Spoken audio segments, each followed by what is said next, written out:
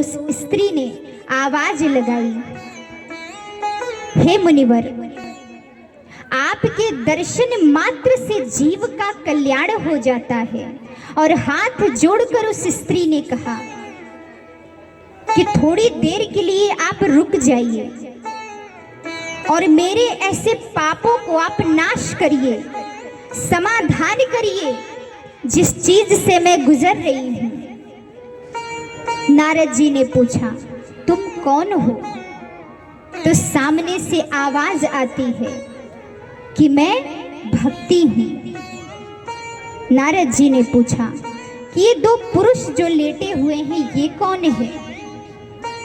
भक्ति ने कहा कि ये जो दो पुरुष लेटे हुए हैं ये कोई और नहीं, ये मेरे पुत्र ज्ञान और वैराग्य हैं। नारद जी ने पूछा, किनकी ऐसी स्थिति किसने किया? भक्ति कहती है कि दक्षिण भारत में मेरा जन्म हुआ, कर्नाटक में मेरा लालन और पालन हुआ, और जैसे ही मैं गुजरात आई तो मैं वृद्ध हो गई, और वृंदावन आते ही मैं यौवन अवस्था को पा गई।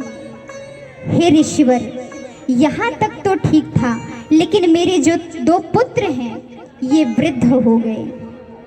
और विचार करिए, भक्ति कहती है कि एक माँ यौवन अवस्था में हो, जवानी में हो, और उसकी संतान अगर बूढ़ी हो जाए तो एक माँ पर क्या बीतती है। इसीलिए आप कुछ ऐसा कल्याण करिए कि ये जो मेरे मूर्छित अवस्था में